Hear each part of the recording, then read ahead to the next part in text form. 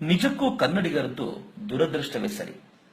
ಇಡೀ ದೇಶ ಪ್ರಗತಿಯತ್ತ ರಾಕೆಟ್ ವೇಗದಲ್ಲಿ ಸಾಗುತ್ತಿದ್ದರೆ ನಾವು ಮಾತ್ರ 50 ವರ್ಷಗಳ ಹಿಂದಿನ ವೋಟ್ ಬ್ಯಾಂಕ್ ರಾಜಕಾರಣದತ್ತ ಮುಖ ಹೊರಳಿಸಿ ಕುಂತಿದ್ದೇವೆ. ದೇಶದ ಪ್ರಧಾನಿಯು ಕಾಣುವ ಕನಸುಗಳು ಮತ್ತು ಅದನ್ನು ಈಡೇರಿಸಿಕೊಳ್ಳುವಲ್ಲಿ ಅವರು ಮಾಡುತ್ತಿರುವ ಪ್ರಯತ್ನಗಳು ಒಂದೆಡೆಯಾದರೆ, ಕುಂತಲ್ಲೆಲ್ಲ ನಿದ್ದೆ ಮಾಡುತ್ತಾ ಮತ್ತೊಮ್ಮೆ ಕುರ್ಚಿಯನ್ನು ಅಲಂಕರಿಸುವ ಕನಸು ಕಾಣುತ್ತಿರುವ ಮುಖ್ಯಮಂತ್ರಿಗಳು. ದುರದೃಷ್ಟವಲ್ಲದೆ ಮತ್ತೇನು? ಇದ್ದಕ್ಕಿದ್ದಂತೆ ಇದೆಲ್ಲ ಏಕೆ ಅಂತ ತಲೆ ಕೆಡಿಸಿಕೊಳ್ಬೇಡಿ. ಈ ಬಾರಿಯ ರಾಜ್ಯ ಸರ್ಕಾರದ ಬಜೆಟ್ ನೋಡಿ ಅತೀವ ಬೇಸರದಿಂದ ಹೀಗೆ ಹೇಳಬೇಕೆನಿಸಿತು ಅಷ್ಟೇ. ಯಾರೊಬ್ಬರು ಬಜೆಟ್ ಮಂಡಿಸಿದಾಗಲೂ ಪ್ರತಿಪಕ್ಷಗಳು ಅದನ್ನು ಟೀಕಿಸುವುದು ಬಲು ಸಹಜ. ಆದರೆ ಈ ಬಾರಿ ಸ್ವತಃ ಆಡಳಿತ ಪಕ್ಷದವರು ಎದೆ ಎತ್ತಿ ಸಮರ್ಥಿಸಿಕೊಳ್ಳಲಾಗದ ಬಜೆಟ್ ಮಂಡಿಸಿದ್ದಾರೆ ಸಿದ್ದರಾಮಯ್ಯ. ನೆನಪಿಡಿ, ಈ 4 ವರ್ಷಗಳ ಕಾಂಗ್ರೆಸ್ಸಿನ ಆಡಳಿತದ ಹಗರಣಗಳು, ಆತ್ಮಹತ್ಯೆಗಳು, ಕೊಲೆಗಳು, ಜೊತೆಗೆ ಮೂಗಿಗೆ ಸವರಿದ ಭಾಗ್ಯದ ತುಪ್ಪದಿಂದ ಕೂಡಿರುವಂತದ್ದು ಬಿಟ್ಟರೆ ಮತ್ತೇನಿಲ್ಲ. ಕೃಷಿಗೆ ಪೂರಕವಾದ ವಾತಾವರಣವಿಲ್ಲ. ಕೈಗಾರಿಕೆಗಳು ವಿಕಾಸ ಪಥವ ನೋಡಲಿಲ್ಲ. ಹೊಸ ಉದ್ಯಮಗಳನ್ನು ಹುಟ್ಟುಹಾಕುವ ಪ್ರಯತ್ನ ಆಗಲಿಲ್ಲ. ಕೊನೆಗೆ ದೇಶದೆಲ್ಲೆಡೆ ಮೇಕ್ ಇನ್ ಇಂಡಿಯಾ ತೀವ್ರಗತಿಯಲ್ಲಿ ನಡೆದಾಗ ಕರ್ನಾಟಕದ ವಾರ್ಷಿಕ ಉತ್ಪನ್ನ ಸೂಚ್ಯಂಕ ಕುಸಿಯುತ್ತಲೇ ನಡೆದಿತ್ತು. ಆದಾಯ ಮತ್ತು ಖರ್ಚುಗಳ ನಡುವಣ ವಿತ್ತೀಯ ಕೊರತೆ ವರ್ಷದಿಂದ ವರ್ಷಕ್ಕೆ ಏರುತ್ತಲೇ ನಡೆದಿದೆ. ಸಾಲದ ಪ್ರಮಾಣವು ಕಡಿಮೆ ಏನಿಲ್ಲ. ಬಜೆಟ್ನ ವ್ಯಾಪ್ತಿ ಹೀಗಿದೆ. ಅದರಲ್ಲಿ ಬಹುಪಾಲು ಸಾಲದ್ದೇ ಕೊಡುಗೆ. ಹೇಳಿ, ಹೀಗಾದರೆ ರಾಜ್ಯದ ಬೆಳವಣಿಗೆ ಸಾಧ್ಯವೇನು? ಇನ್ನು ಮುಖ್ಯಮಂತ್ರಿಗಳ ಬಜೆಟ್ನ ಪ್ರಾಧಾನ್ಯತೆ ಯಾವ ದಿಕ್ಕಿನಲ್ಲಿದೆ ನೋಡಿ. ಹೆಂಡದ ಮೇಲಿನ ವ್ಯಾಟ್ ತೆಗೆದು ಹೆಂಡ ಅಗ್ಗವಾಗಿ ಸಿಗುವಂತೆ ಮಾಡಲಾಗಿದೆ.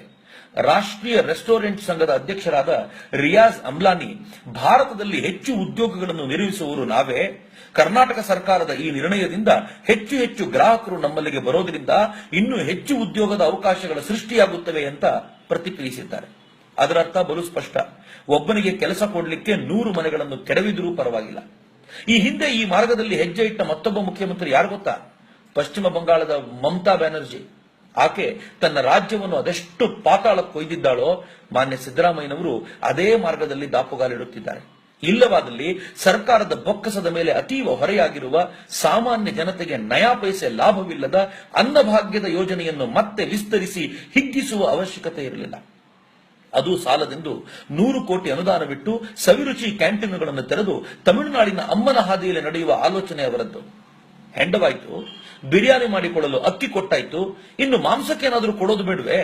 ಮುಖ್ಯಮಂತ್ರಿಗಳು ಮಾಂಸದಂಗಡಿಗಳಿಗೂ ಸಹಾಯಧನ ಘೋಷಿಸಿ ಚಕ್ರ ಪೂರ್ಣಗೊಳಿಸಿದರು. ಅಲ್ಲಿಗೆ ಇಡೀ ಅಭಿವೃದ್ಧಿ ತಿಂದು ಕುಡಿದು ತೇಗಿ ಮಲಗುವ ಮಟ್ಟಕ್ಕೆ ಬಂದು ನಿಂತು ಬಿಡಿತು. 4 ವರ್ಷ ತಾವು ಮಾಡಿದ್ದನ್ನೇ ಮುಖ್ಯಮಂತ್ರಿಗಳು ಇತರರಿಗೂ ಮಾರ್ಗದರ್ಶನ ಮಾಡುತ್ತಿದ್ದಾರಾ? ಇಷ್ಟಕ್ಕೂ ಅವರಿಗೆ ಬಜೆಟ್ನ ಪ್ರೇರಣೆ ಮಮತಾ ಮತ್ತು ಜಯಲಲಿತಾ ಅನ್ನೋದೇ ದುರ್ದೈವ. ಅವರು ನರೇಂದ್ರ ಮೋದಿಯವರ ಕಠಿಣ ನಿರ್ಣಯಗಳನ್ನು ಘೋಷಿಸಿ ಕಾರ್ಯಗತಗೊಳಿಸಿಕೊಳ್ಳುವ ಹಾದಿಯನ್ನು ಆರಿಸಿಕೊಂಡಿದ್ದರೆ ಈ ವೇಳೆಗೆ ಕರ್ನಾಟಕ ವಿಕಾಸದ ಹಾದಿಯಲ್ಲಿ ವೇಗವಾಗಿ ಸಂಚರಿಸಿರುತ್ತಿತ್ತು. ಇನ್ನು 1 ವರ್ಷ ಬಾಕಿ ಇದೆ. ಕಳೆದ 4 ವರ್ಷಗಳಲ್ಲಿ ರಾಜ್ಯ ಸರ್ಕಾರ ಯಾವ ಯೋಜನೆಗಳನ್ನು ಸಮರ್ಥವಾಗಿ ಕೈಗೆತ್ತಿಕೊಂಡು ಮುಗಿಸುವಲ್ಲಿ ಆಸ್ಥೆ ತೋರಲಿಲ್ಲ. ಕೊನೆ ಪಕ್ಷ ರಾಜ್ಯದ ಅಭಿವೃದ್ಧಿಗೆ ಒಂದು ಸ್ಪಷ್ಟ ರೂಪುರೇಷೆಯನ್ನು ತಯಾರಿಸಿಕೊಳ್ಳಲಿಲ್ಲ. ಹಾಗೆ ಸುಮ್ಮನೆ ಕುಳಿತು ಒಮ್ಮೆ ಯೋಚಿಸಿ, ನೀರಿನ ಕುರಿತಂತೆ ರಾಜ್ಯ ಮಟ್ಟದ ಯೋಜನೆ ಅಂತ ಏನಿದೆ? ಅತ್ತ ಮಹದಾಯಿ ನದಿ ಹೆಸರಲ್ಲಿ ಬಡದಾಡ್ತಾ ಇರೋ ರೈತರು, ಇತ್ತ ಎತ್ತಿನ ಹೊಳೆಗೆ ಕಾದಾಟ. ಕಾವೇರಿಗಾಗಿ ರಾಜ್ಯವೇ ಹೊತ್ತಿ ಉರಿಯಿತು. ಅಂದ್ರೆ ರಾಜ್ಯದ ಎಲ್ಲ ದಿಕ್ಕುಗಳು ನೀರಿನ ವಿಚಾರವಾಗಿ ಸಂಕಟದ ಸುಳಿಯಲ್ಲಿಯೇ ಇದೆ ಎಂತಾಯ್ತು. ಒಂದು ದಿನವಾದರೂ ಸರ್ಕಾರ ಶಾಶ್ವತ ಪರಿಹಾರದ ಯೋಜನೆಯ ಕುರಿತಂತೆ ಮಾತನಾಡಿದೆಯಾ?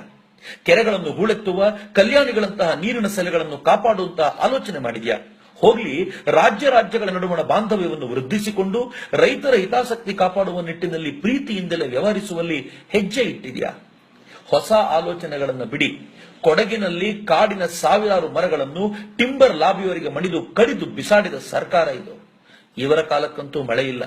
ಮುಂದಿನ ಅನೇಕ ದಶಕಗಳು ಮಳೆ ಇಲ್ಲದೆ ಕರ್ನಾಟಕ ಸೊರಗುವಂತೆ ಮಾಡಿಬಿಟ್ಟಿದ್ದಾರೆ. ಏನು ಅಂತ ಹೇಳಬೇಕು ಇವರಿಗೆಲ್ಲ? ಹೋಗ್ಲಿ, ಕರ್ನಾಟಕಕ್ಕೆ ಆದಾಯ ತಂದುಕೊಡಬಲ್ಲ ಪ್ರವಾಸೋದ್ಯಮ ಇಲಾಖೆಯನ್ನಾದರೂ ಅಭಿವೃದ್ಧಿಪಡಿಸಿದ್ದಾರಾ? ಹಾಗೆ ಅಂತಂದ್ರೆ ಏನು ಅಂತ ಮುಖ್ಯಮಂತ್ರಿಗಳು ಕೇಳಿದರೂ ಆಶ್ಚರ್ಯ ಪಡಬೇಡಿ. ಇಲ್ಲಿ ಪ್ರವಾಸಿ ಕೇಂದ್ರಗಳಿಗೆ ಕೊರತೆ ಇದೆ ಎಂದೇ ಅವರ ಮಗ ವಿದೇಶಕ್ಕೆ ಸುತ್ತಾಡಲು ಹೋಗಿದ್ದಲ್ವೇ?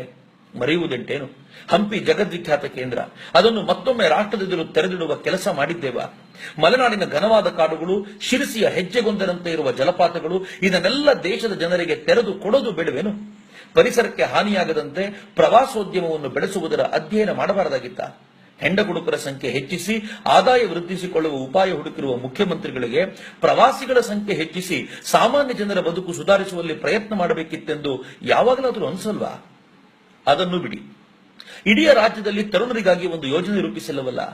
ಪ್ರತಿ ವರ್ಷ ಇಂಜಿನಿಯರಿಂಗ್ ಮೆಡಿಕಲ್ ಕಾಲೇಜುಗಳಿಂದ ಲಕ್ಷಾಂತರ ಮಂದಿ ಹೊರಬರ್ತಾರೆ. ಡಿಗ್ರಿ ಮುಗಿಸಿರುವ, ಪದವಿ ಪೂರ್ವದಲ್ಲಿಯೇ ಓದು ಬಿಟ್ಟಿರುವ ಮತ್ತಷ್ಟು ಜನ ಇದ್ದಾರೆ. ಇವರೆಲ್ಲರನ್ನು ರಾಜ್ಯದ ಅಭಿವೃದ್ಧಿಯ ಷೇರುದಾರರನ್ನಾಗಿಸುವ ಪ್ರಯತ್ನಕ್ಕೆ ನಮ್ಮ ಸರ್ಕಾರ ಕೈ ಹಾಕಲಿಲ್ಲ. ಉದ್ಯೋಗಾವಕಾಶಗಳಂತೂ ಕಳೆದ 4 ವರ್ಷಗಳಲ್ಲಿ ಹೆಚ್ಚಲಿಲ್ಲ. ಅತ್ತ ಸ್ವಂತ ಉದ್ಯೋಗಕ್ಕೆ ಪ್ರೇರಣೆ ಕೊಡುವ ಪ್ರಯತ್ನವನ್ನು ಮಾಡಲಿಲ್ಲ. ಮಾಂಸದಂಗಡಿ ಹಾಕಿದ್ರೆ ಸರ್ಕಾರ ಬೆಂಬಲ ಕೊಡುತ್ತೆ ಅನ್ನೋದನ್ನು ಬಿಟ್ಟರೆ ಮತ್ಯಾವುದೂ ಉಪಕಾರ ಸರ್ಕಾರದಿಂದ ಆಗಲಿಲ್ಲ. ಸೂಕ್ತ ಶಿಕ್ಷಣದ ನೀತಿ ಇಲ್ಲ, ಕ್ರೀಡೆಗಳಿಗೆ ಪ್ರೋತ್ಸಾಹ ನೀಡುವ ವ್ಯವಸ್ಥೆ ಇಲ್ಲ, ತುಷ್ಟೀಕರಣದಿಂದಾಗಿ ಧಾರ್ಮಿಕ ನಾಡಿ ಹದಗೆಟ್ಟಿದೆ, ಬಿಟ್ಟಿ ಭೋಜನದಿಂದಾಗಿ ದುಡಿಮೆಯ ನೀತಿ ಹಳ್ಳ ಹಿಡಿದಿದೆ. ಇನ್ನು ಸಾಕು ಮಾಡೋಣ. ನಾವು ಕನ್ನಡಿಗರು ಸುಂದರವಾದ ಕನಸೊಂದನ್ನು ಕಟ್ಟೋಣ.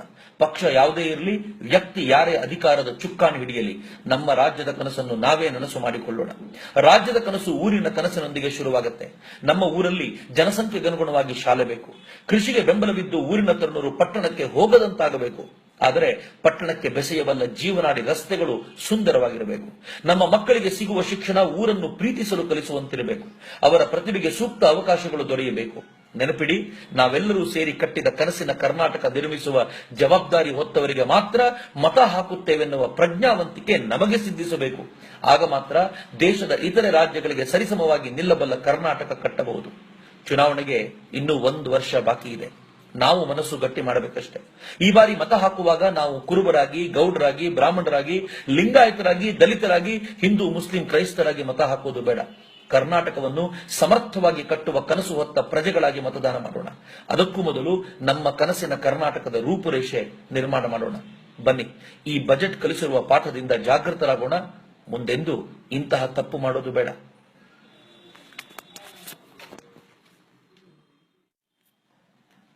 ನಿಜಕ್ಕೂ